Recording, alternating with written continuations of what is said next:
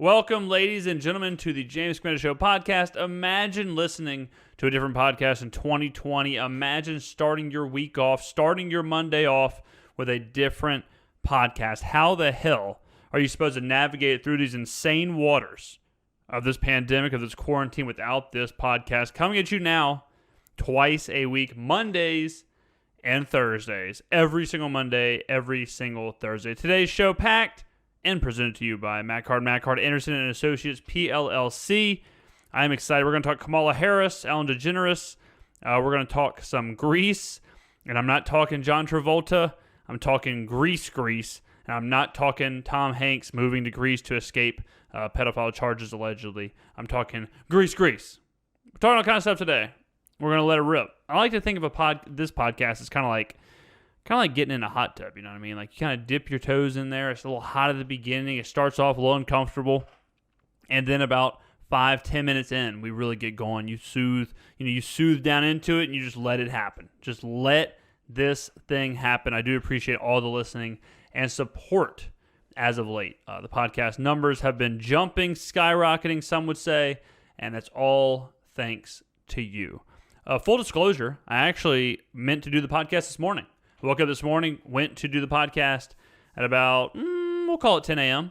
And if I would have done the podcast at 10 a.m., it would have been hosted or co-sponsored by the bags under my eyes. Getting older is the worst. And I'm, 31 now. I'll tell you this right now. I don't know how old you are listening to this show, but I know my demographics, and a lot of them are right in this bubble. Around 27 is when it really hit me in the face. Where, not literally, but where I'd play softball or something, or I'd work out or do whatever, and I was sore for days. Hangovers got much worse at 27. Then 30 came around, and now I was playing golf this weekend, and there was a club on the ground, and I looked at it, and before I just reached down and picked it up, I actually thought, you know what, man, maybe I should just leave it. Maybe I'll just leave it. Like, just bending down now is so much harder. Bending down, like now, I'm sure if you are agreeing with this, but like I do the thing now where I have to put my hand on my thigh and like kind of slowly go down, and then when you come back up, you go like you do that noise like that to get up. So yeah, we had to wait a little bit. Had to wait through the Sunday. Had to wake up. Had to do some things. We're now recording in the evening. I went paddle boarding today. Pretty eventful weekend actually. Went paddle boarding today. Enjoyed it. Got some sun. All that fun stuff. So I hope your weekend was fantastic as well. We will not be talking WAP on the podcast today. I think the entire world was talking about WAP last week. We certainly talked about it enough. I mean, the only way we could talk about WAP anymore is if we were OBGYNs. So we will not be. We might be the only podcast this week that does not lean on WAP. So that'll be good to know if you're listening with anybody who's not Cardi B. But let's start with this Kamala Harris thing. I've stalled enough. Kamala Harris, man, damn it! Last week, one of the first things I said on the podcast last week was I'm going to quit trying to say last week on the podcast or previously on the podcast or we talked about this before. I made a concerted effort to do that, and the first thing I was about to say, the first thing after my intro, I was going to say. Last week on the podcast, we ended the show talking about Kamala Harris. So here we go. Last week on the podcast, we ended the show talking about Kamala Harris, but my camera battery is about to die, and we didn't go too deep into it. Now, we're not going to go too deep into Kamala Harris as a candidate. We're not going to go too deep into the whole political spectrum. Look, if you want political commentary on that level, if you want to know about Kamala Harris's policies and all that, go to Steven Crowder's YouTube. Go to Ben Shapiro's YouTube. But good God Almighty, do not play WAP around Ben Shapiro's YouTube. Go over there. That's not what this is. I like to, look, if this is your first time here, I like to give a perspective on a lot of different things, all from pop culture, from news, from politics, from sports, whatever. But we're certainly not a political podcast. So if that's what you're looking for with this, skedaddle. Okay? Well, what I want to talk about is that I feel like in these situations, and by these situations I mean elections, ever since 2008, I feel like they think we are stupid. And I feel like they think that no one has any idea of what's going on. And what I mean by that is that let's go all the way back, 2008, Barack Obama. We were hit over the head with the idea of the first African-American president. Fine. Hillary comes. What is the only thing that we heard? First woman president. Now Kamala Harris is the vice presidential nominee. And all I have heard for 3 days is that she's the first Indian Jamaican. I want to get this right. Yeah, the first Indian Jamaican vice president. And one time, the first time, every other time, okay, sure. But it's just crazy how dumb they think we are. Where they think, you know what, look, let's just rely on these tropes, worked for the past 12 years. Let's just rely on these tropes or longer than that, and they won't be none the wiser. Let me read you this sentence. This is an article about Kamala Harris's nomination. Here's the first sentence. Kamala Harris, the daughter of Indian and Jamaican immigrants, became the first black and South Asian American woman to run on a major political party's presidential ticket. Okay. Then we go down, second sentence. Third sentence mentions she's a woman. Fourth sentence. This is the fourth sentence in this article. The first one was about her being Indian, Jamaican, and black and South Asian. Then we go into the woman thing. Here's the fourth sentence. This is Mindy Kaling is who they're quoting. She's someone to look up to. She's also someone I can relate to when she talks. Okay, no. This is not Mindy Kaling being quoted. This is the author talking about this. So the author says, she's also someone I can relate to when she talks with Mindy Kaling about storing spices in recycled coffee jars. Fifth sentence. A photo of a young Harris wearing a sari, S-A-R-I, I hope I'm saying that right, along with her comments about her late Tamil grandfather have been widely circulated in India. And I'm not saying that there's anything wrong with this. I'm not saying that. I'm not saying that, these things shouldn't be mentioned. I'm not saying that it wasn't something to talk about or mention or, be proud of or whatever. But I'm saying that it's just so obvious at this point, And it's actually the person it does the biggest disservice to, in my opinion, is the Barack Obamas, the Hillary Clintons, the Kamala Harris. Kamala Harris has a lot of more reason to be nominated as the vice president, besides the fact that she's Indian, Jamaican, South Asian, black. Like that, I just feel like they dumb it down so damn fast. And people eat it up. That's the craziest thing. The craziest thing to me is that instead of people saying, great, I support Kamala Harris as the vice presidential nominee because of blank, blank, blank, blank, blank. Because she did this, she believes in this, she's a strong candidate in this. There you go. But instead, they just insert blank face person into a sentence. And I've seen it all over social media. It's like with Hillary Clinton. When Hillary Clinton was running, it was a bunch of, this is the moment for women. This is the step forward for women. This is what women have to do. This is what we have to do as a woman. Women get behind Hillary Clinton.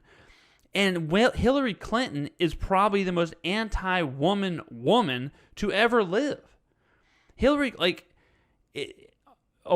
saying that Hillary Clinton is the champion of women is like being like, good news, guys. We just elected Jeffrey Epstein as the head of the neighborhood watch. Jeffrey Epstein's on the school board. Isn't that fantastic? Let's all champion behind this guy. He's gonna make sure our kids get through to a bright future. It's just insert name into completely normalized sentences that don't mean anything at all. I mean, I've been sent so much stuff where people are just all in on Kamala Harris just because she meets all the different criteria. I'm not going to keep reading them, but just because she's South Asian or whatever. And it's like, at that point, do you even care about Kamala Harris? At that point, does it even matter? At that point, is it anything to do with Kamala Harris, or could they have just picked any South Asian woman and they would be saying the same thing? And that's what I'm saying. It's really negative to the person. You know, like I couldn't imagine if we were in a world where, let's pretend that, let's say Samoan. Let's pretend that Samoans have been presidents every single year. And then I get nominated as the Republican nominee. And people are like, James Skrmetta is a great candidate because he's a white guy. And we gotta support the white guy. It's like, well, hold on a second. I got stuff to say. Like I got stuff I'm doing here. I've got other things I can lean on. And again, I'm not saying that it shouldn't be celebrated. I'm not saying that that's not something to be talked about. But it should not be the only thing to be talked about. It should not be the only thing. And I'll tell you how you know. I'll tell you how you know that there should be more that you're hearing. Because that's all you're hearing from big media. That's all you're hearing from anybody. Is from the anti-Kamala Harris, what's the first thing you heard? Can she even run? Is she even eligible to run? First thing you heard. First thing you heard from the pros, from the pro side of things. I already read it to you. She's somehow something to do with a spice rack. I'm not even sure. I can't even remember what I read. That's how you know. Because they don't want you thinking. They don't want you getting into policy. They don't want you getting into her background. They don't want that. They want you to just say, I'm voting off of emotion, one way or the other. That's it. I'm going to end this segment with I like to, every election year or cycle or whatever, I like to play George Carlin's famous "They Don't Care About You" rant. And we're going to finish this segment with that before we go into the next thing. They don't care about you. And they tell you that because of the way that they frame all these things. Imagine if they were around here parading Joe Biden as, look, guys, look. Hey, think about it. This is a great moment for 80-year-olds. This is a great moment for older people. Come on. It's like, wait, what the hell? What does that have to do with anything? He's the leader of the free world. Like, this guy's running for president. What are we talking about? Can we talk about some policy? Can we talk about what he believes in? I'm not saying that, you know, I would love to have a strong female candidate. And Hillary Clinton just wasn't it. Bottom line. Again, Hillary Clinton could not be more anti-women as a woman than she is. I mean, you're talking about somebody who her entire life has fought to silence and suppress the women who are making sexual assault allegations against her husband. All right? We're not going to get into all that because I've had too many cups of coffee today and my blood pressure is already in an unstable situation. I don't want it to rise any higher. But I'm just telling you that I really, really, and look, let me make this really clear. Let me make this super clear. I don't give a shit who you vote for.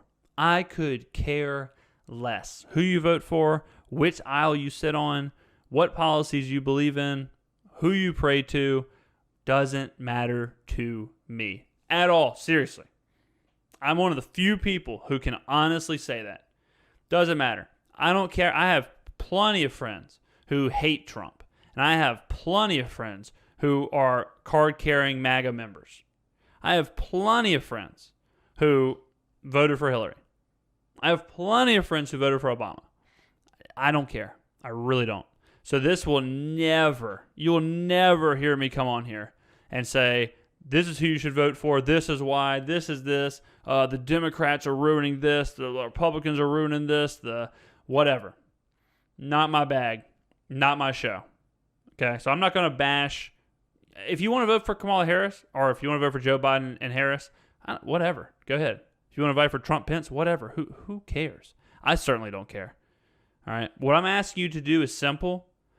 Do a little bit of research. Do a little bit of digging past, well, she's a woman. Past, well, she's South Asian. Past, well, she's Jamaican. Well, she's Indian. Please give me something more than that. One sentence is all I'm asking. One sentence. If I see you at a restaurant or a bar or something, well, LOL, those don't happen anymore. But if you tweet me or we Zoom meeting and I say, hey man, how you been doing? Good. I'm really liking this Biden Harris ticket. Oh, really? Why? Well, man, did you notice that she's Jamaican? Yeah, that is pretty cool. So what do you like about their ticket? Oh, well, I just like the whole idea of her being Jamaican. Oh, wait, what? Like that? Like, give me more than that, people. Give me more than that. That's all I'm saying about that. I've read too much already, and again, I don't want to harp on this, but you know it's wrong because that's what you're hearing the most. George Carlin, take us home. But there's a reason. There's a reason for this. There's a reason education sucks, and it's the same reason that it will never, ever, ever be fixed. It's never going to get any better. Don't look for it. Be happy with what you got. Because the owners of this country don't want that. I'm talking about the real owners now. The real owners, the big wealthy business interests that control things and make all the important decisions. Forget the politicians. The politicians are put there to give you the idea that you have freedom of choice. You don't. You have no choice. You have owners. They own you. They own everything. They own all the important land. They own and control the corporations. They've long since bought and paid for the Senate, the Congress, the state houses, the city halls. They got the judges in their back pockets. And they own all the big media companies, so they control just about all of the news and information you get to hear. They got you by the balls. They spend billions of dollars every year lobbying to get what they want. Well, we know what they want. They want more for themselves and less for everybody else. But I'll tell you what they don't want. They don't want a population of citizens capable of critical thinking. They don't want well-informed, well-educated people capable of critical thinking. They're not interested in that. That doesn't help them. That's against their interest. That's right. They don't want people who are smart enough to sit around the kitchen table and figure out how badly they're getting fucked by a system that threw them overboard 30 fucking years ago.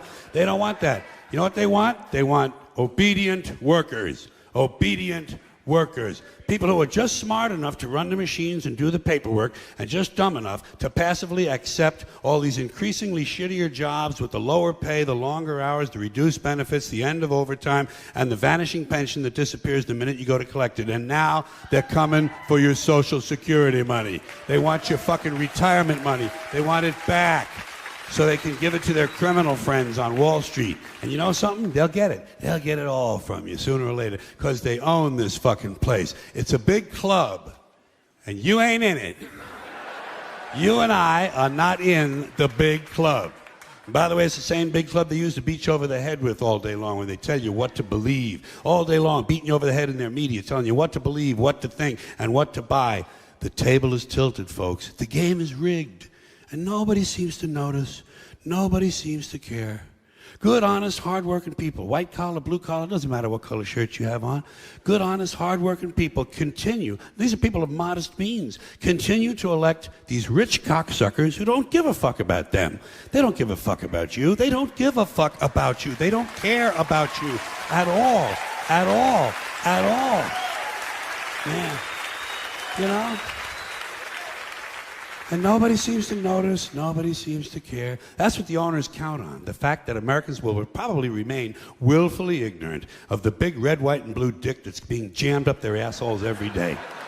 Because the owners of this country know the truth. It's called the American dream, because you have to be asleep to believe it. After last week's show, we had a lot of people reach out to me, and they said, "Yeah, I just can't believe it about Ellen. I just can't believe it." They were really upset. I actually got a lot of feedback from people who are devastated at the Ellen news, that Ellen is a bit of a monster. And you know, I just kind of thought about this. I kind of reflected. Isn't it kind of interesting how much this happens? Just kind of like we thought this person was like this, and they turn out not to be like that. It happens at a very early age. If you think about when you're 9, 10 years old, most of the time the cool kids in elementary school or even early high school or high school, most of the time they're like the most shallow, worst kids.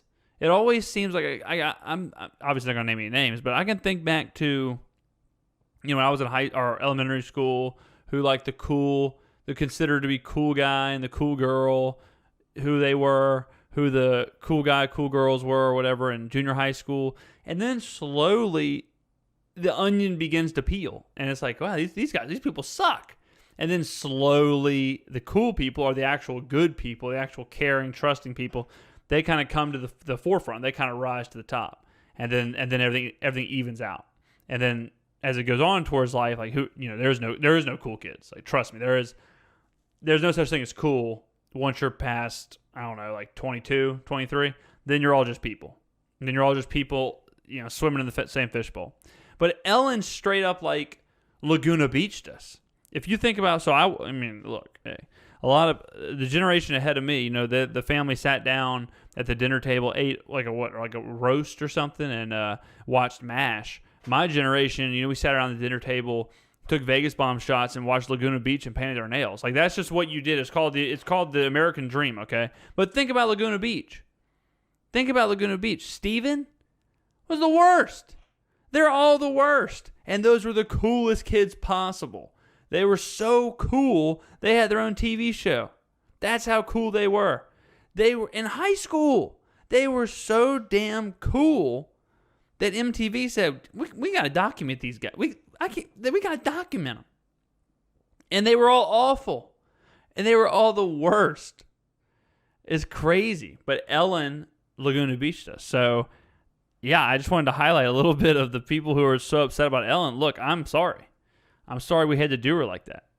Now, look, while you were debating the mask, while you were saying we don't want to wear the mask, while that was going on, let me read you a little story.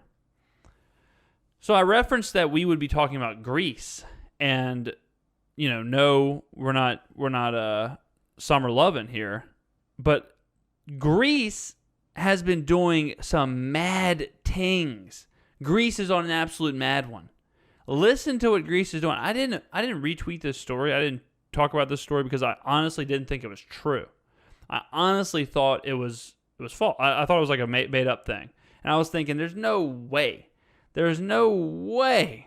that Greece is doing this. But it turns out they really are. So here's the deal. Greece is taking a hardline stance, and man, that's putting it lightly.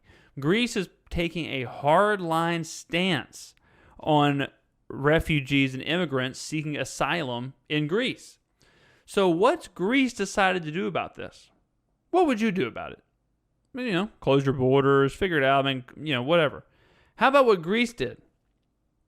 The Greek government has secretly expelled more than 1,000 refugees from Europe's borders in recent months. Okay, recent months. That's a lot. So what are they doing? Sailing many of them to the edge of Greek territorial waters and then abandoning them in inflatable and sometimes overburdened life rafts. Wait, what? They're doing what? Since March, at least 1,072 asylum seekers have been dropped at sea by Greek officials in in at least 31 separate expulsions. They're doing. It says that she's abandoned. Okay, this person, a 50-year-old Syrian teacher who says masked Greek officials took her and 22 others, including 2 babies, under the cover of darkness from a detention center on the island of Rhodes on July 26th and abandoned them in a rudderless, motorless life raft before they were rescued by the Turkish Coast Guard. This is something, so this is something else that I like to, always bring to the forefront, is whenever America is dealing with issues, or you hear a lot about, how bad America is, or you hear about how people are so treated so unjustly here. I don't think people understand what's happening around the world. I do not think people understand just how bad it is in other places. And this is not a look how awesome America is piece. This is just to show you how inhumane people are, how evil people are everywhere. Are there evil, inhumane people in America? Absolutely. But what's happening outside of your little bubble is despicable. Now, I'm never, ever, ever, ever, ever comparing anything to the Holocaust or concentration camps or anything like that. But when you take a hard look in the last 6 months at what China is doing to protesters, and then you take a look at Greece, who, beyond letting Tom Hanks find refuge there, by the way, the age of consent in Greece is 15. Might be a coincidence. Besides the Tom Hanks thing, Greece is taking refugees, taking immigrants, sailing them out to sea. This sounds like the first 20 minutes of the worst villain movie you've ever seen. Imagine the evil. Imagine the hatred. Imagine I guess evil is the best word. Imagine the evil. To drive babies, women, children, men, seeking refuge, running from violence, running from the worst states, the worst situations. And when they get to you, they get to them. And you send them to sea. Not like, hey, get out of here. We're going to put you on the edge of town. To send them out to sea, that is as close as you can get to just straight up genocide. That is as close as you can get. When I see videos, when I see Instagram videos or Twitter videos or whatever of people abandoning pets, like abandoning their dogs, it breaks my heart, and I cannot fathom the heartlessness of that. I can't imagine the heartlessness of taking a dog and saying, I don't want you anymore. And instead of trying to find you a good home or trying to do something or taking responsibility, they just go dump them. And that ain't even close to the amount of, again, I guess evil that it takes to take human beings who are trying to seek asylum and not say, it's one thing to say, look, hey, closed border situation, we got too many people here, we cannot have you all coming in here. So, you can't do it. Doors locked. Good luck. It's one thing to do that. It's a whole nother thing to say, hey, let's go on this boat ride and send them out to sea to almost certain death. I had this conversation a lot during when radical Islam was popping up, and radical Islam was a big talking point. And people were really confused, I think. And people are really, really confused of the rights of women and homosexuals and children and stuff like that in other places. And, this was popping up when I'd hear people say things like, oh, well, we just need to open up, we need to open up our borders, open arms, just have refuge cities, just have all these things, what was it called? Sanctum cities or sanctuary cities or sanctuary states, something like that. And bring in this culture. And I'm speaking strictly about the radical Islam. And my whole stance was look, hold on a second. This is the same culture that are stoning women to death. This is the same culture we're talking about where there isn't even rape. There is no rape. There, if a 13-year-old or whatever is married to her fixed marriage, there is no husband can't rape his wife in some of these places. And I'm just off the cuff here. I want to say I did a full video on this. on my YouTube channel. I was going to say a place I thought these kind of things happen, but I don't want to throw somewhere out there and it not be correct. But you got to remember, in some places, if you're homosexual, they'll just kill you. In some places, if you're a woman, not only can you not vote, not only can you not have independence, you can't even show your face. You can't even go outside. So it's one of those things where I think it's very important to step out of your bubble, and it's very important to look around the world and to see what's going on. Today, I was on Twitter or Instagram or Snapchat or something, and the juxtaposition of the two stories really kind of threw me off. But one of the stories was the top 10 wigs that Kylie Jenner has worn on her Instagram. And directly next to it, I think it was a Snap story because it was the little squares. Directly next to it was a story about Greece and a story about sending these people out to sea to die. And it's wild that this kind of stuff happens on the same planet with the same human beings. Yes, culture plays a big part of it. Yes, the political landscape of different countries and different nations plays a big part into it. 100%. But the fact that these are civilized nations and civilized places, if you told me like, hey man, look, there's this tribe in the Amazon, they've never been encountered, and they're slaughtering animals to their demigod, I'd be like, well, they don't. You can't compare what's happening here to an unencountered tribe. Like things are different. Their reality is very different. Now, if you told me, hey man, did you see Burbank, California is sacrificing animals to their demigods? I'd be like, what the hell? What? Like, what are you talking about? That's a civilized area. That's in the United States. That's a civilized. That's not a third world. Not even third world. That's not a non-encountered nation. That they should know better, or they should at least try it. I guess they should know better. So when I see Greece doing this, it's so jarring.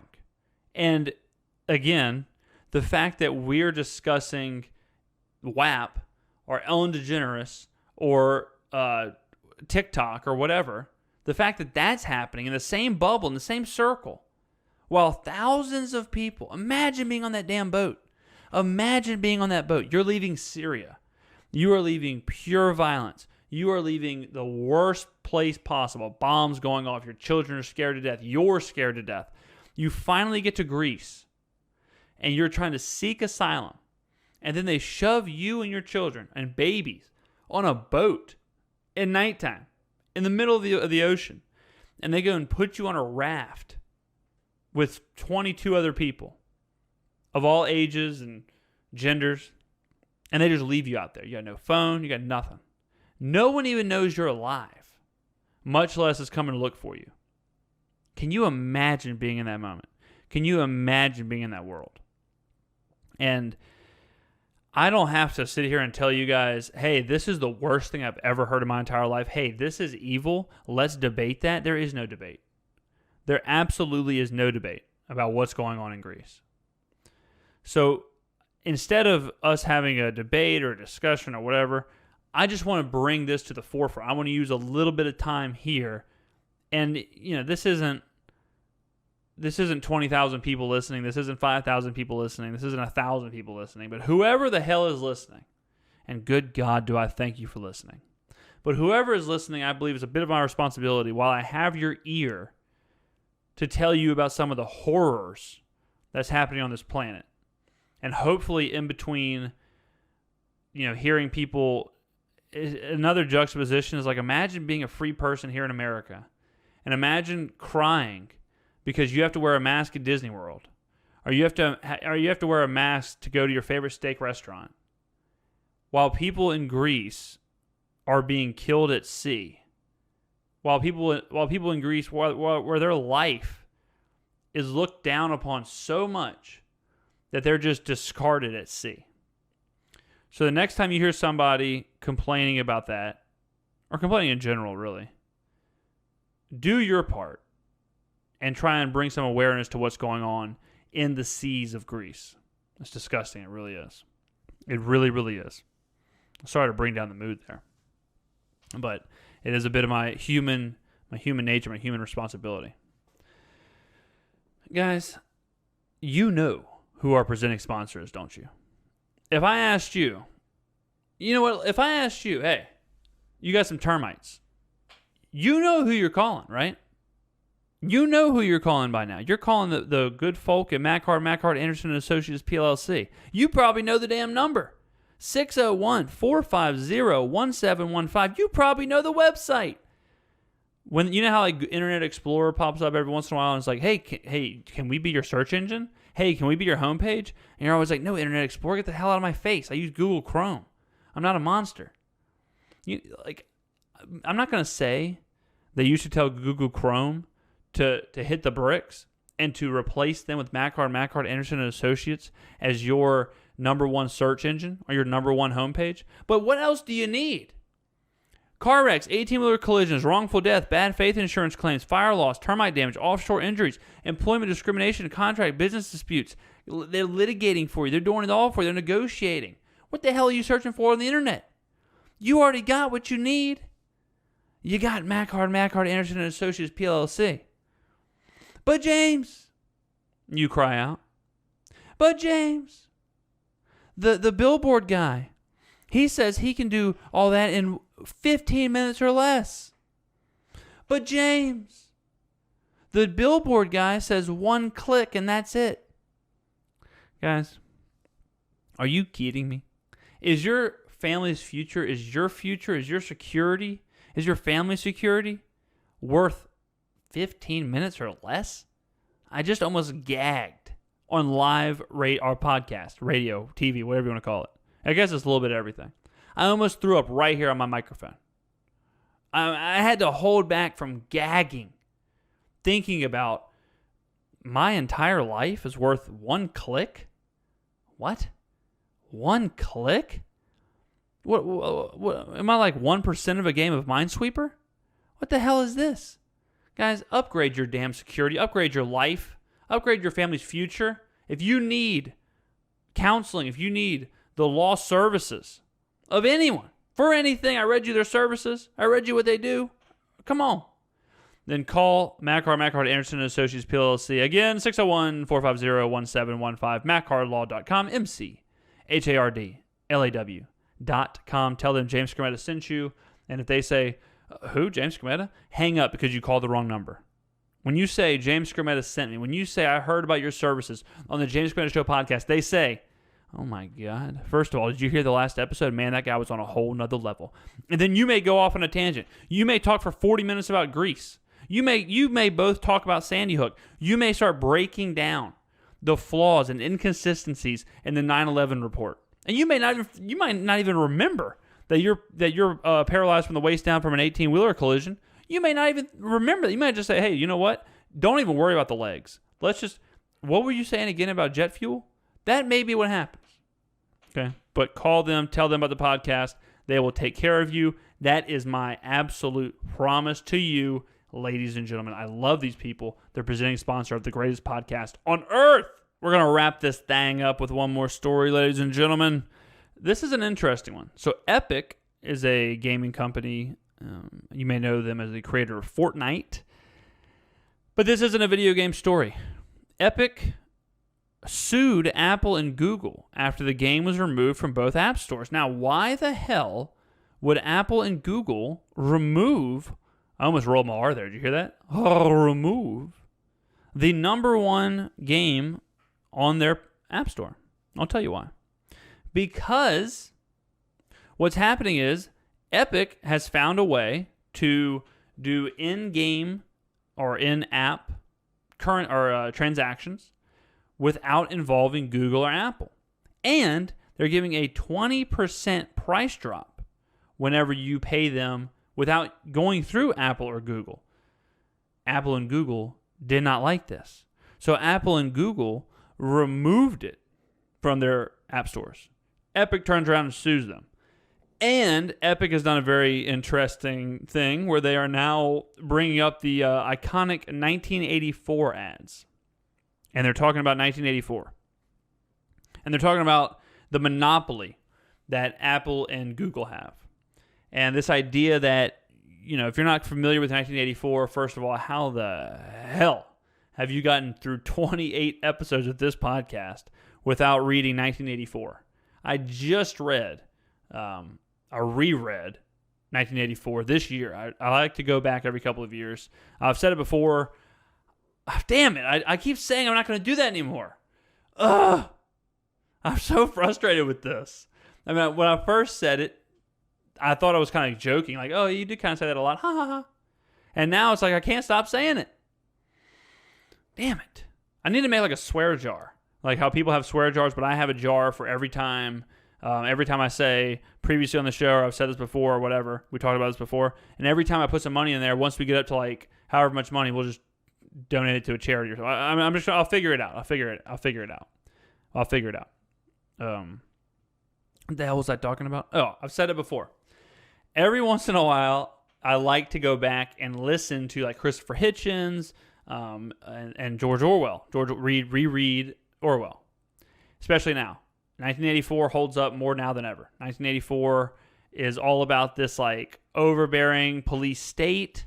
that's super powerful. They're monitoring every movement, every word, everything done, and they're like rewriting history. They only push history and narratives that suits them, and it honestly is very, very similar to what's happening now. It really is, honestly, and even like what I talked about earlier with Kamala Harris, where all you're hearing is what they want you to hear, and that's how you know that narrative is dangerous. Because if they want you to know it, they want you to hear it. If they want you to put all your eggs in that basket, it can't be a good basket. And we're all just kind of looking for good baskets. This has no script, obviously, because I'm not even sure what the hell I'm talking about. But I had a really good basket joke there. And I was going to make a reference to Hank Basket. Now, I'm going to give a few seconds here. If I would have made a Hank Basket, this would have been like the reference. I would have said something like, we're all just looking for a good basket. Ask Kendra Wilkinson. Would you have known what I'm talking about?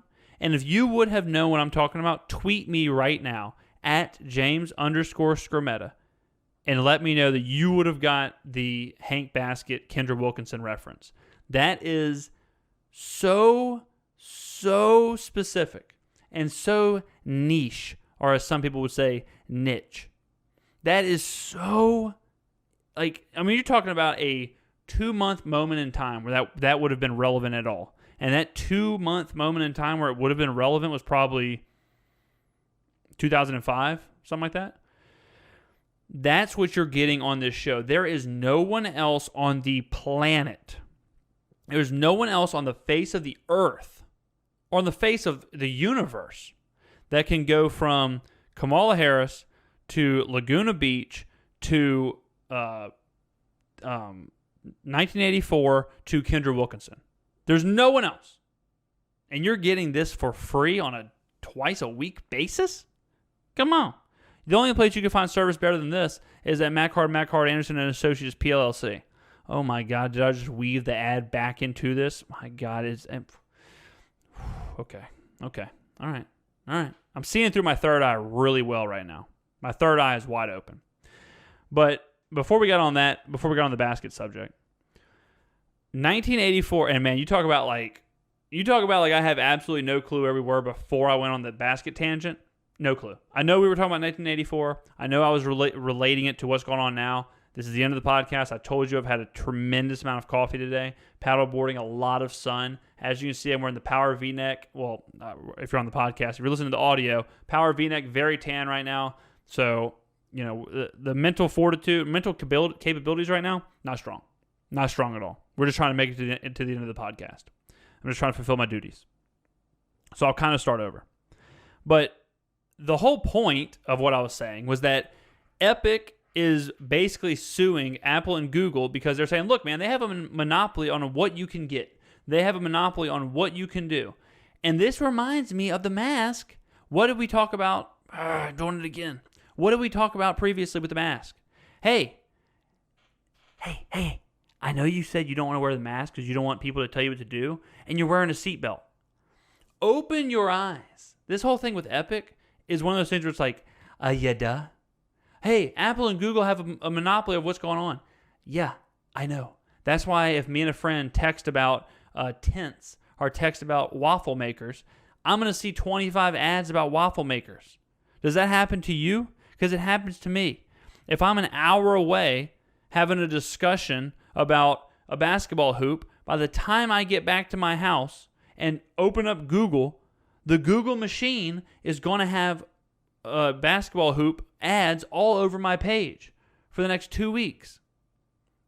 It's already here. This is something that blows my mind.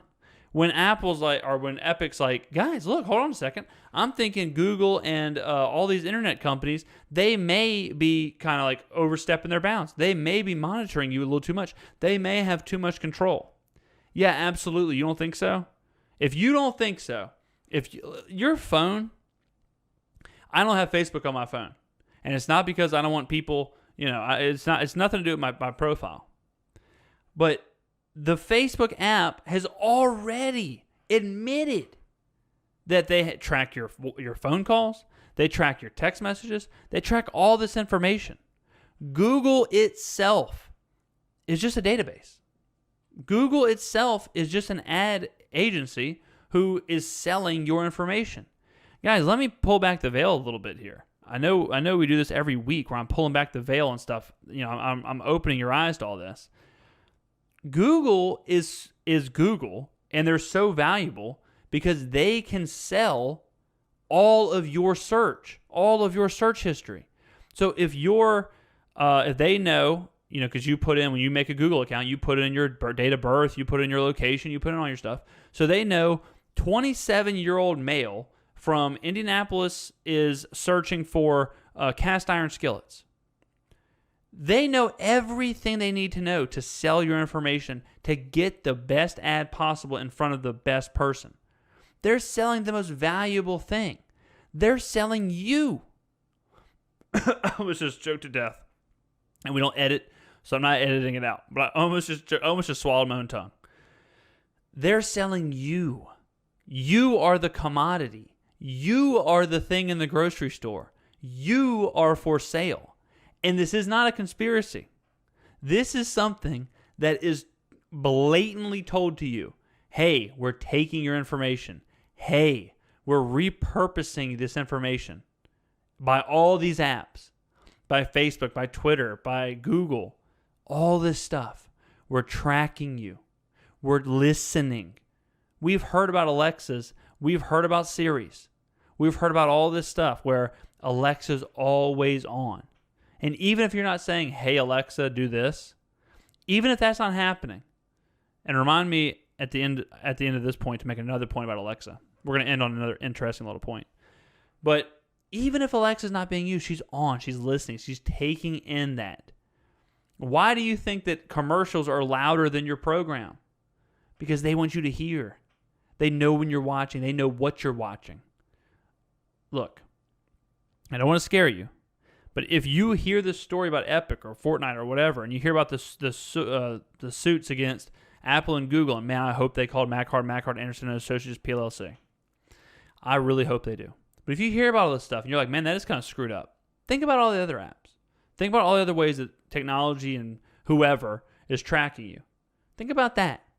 And it always leads me back to the rape whistle analogy. This is an analogy I use all the time. The rape whistle company that sells rape whistles, what is the one thing that they need to continue their business? Rape. Yes, they sell rape whistles, but they have to have rape. Okay? Now, that's a really dark analogy, but that's how these companies are. They may look like they're doing good for you. They may look like a positive. They may look like something you need to live your everyday life. But I'm telling you right now, a lot of them are trying to screw you. Now, the last thing about Alexa, this is something that's very interesting. I recently heard that children are struggling socially because of Alexa, because if kids grow up with an Alexa, then they're used to, Alexa, play this. Alexa, what's the answer to this? Alexa, turn on the lights. Alexa, set the alarm. Alexa, do this. They're used to, Siri, play Baby Shark. Siri, do this. And that translates to them believing that that's how they communicate. So if they see a teacher, and the teacher's name's Susan, Susan, do this. Susan, get me this. And it's just not how people talk. There's a phenomenon with children right now. It's very interesting. Look it up, do a little reading. It's not light reading, but it's very interesting. Kids that do those kind of things or early, or do those things early, it kind of mutates their politeness and all that, and they become much more direct, much more sharp, and much more demanding. Another little interesting tidbit is that Peppa Pig was a really popular children's show. And there was another phenomenon where American children were growing up with an English accent or a British accent because they were watching Peppa Pig. And Peppa has a British accent. So these kids, by the time they learn to talk with a British accent because of the popularity of the show. And it's this very small, because it was super popular for a couple years. These kids kind of learned to talk with her, and they learned these words, and they heard these words, and they repeated these words. And all of a sudden, you're in the middle of Mississippi or the middle of Alabama, and you've got a whole daycare full of 4-year-olds who've got British accents, but the furthest place they've been in their whole life is Jasper, Alabama. Very interesting. This was off the rails, as off the rails as ever been. Good Lord have mercy. What a show. If you've made it to the end, Jesus, you just send me, send me a card or something of whatever you need. And I guess I'll go to Bed Bath & Beyond and get a bunch of candles and start sending them out to the people who made it to the end of this damn podcast. Because, this one, we go off the rails. We do some rambling. I'm gonna have to call a neuroscientist or something. I'm gonna have to get some checks because I may have had a stroke in the middle of this. I'm gonna have to throw away that coffee because I may have had a stroke in the middle of this. We took so many turns. We were. This was like M. Night Shyamalan directed a podcast. At some point, I remember talking about Laguna Beach and then Peppa Pig is how we finished this whole thing. Was there a George Carlin? Was there a George Carlin quote in there? Oh my God. Anyways, hey guys, I'll see you Thursday. So if you can't wait to hear more of this, we will be back on Thursday. So thank you for listening. I appreciate it. If you are listening to this on a Monday, starting your week, hey, just remember, nothing's too serious. Have fun. Do whatever the hell you want to do, and life will figure itself out. Thank you very much for allowing me to have just 50 minutes or whatever of your ear. Don't listen to any other podcast. They all are awful. And it's just me. It's just me out here. That's it. Me and Cardi B and Meg Thee Stallion. We will lead you into the future. We will lead you past this apocalyptic hellscape that we call 2020. I will see you Thursday. Thank you for listening to the James Skrmetta Show podcast. Peppa Pig. This is Mommy Pig. And this is Daddy Pig.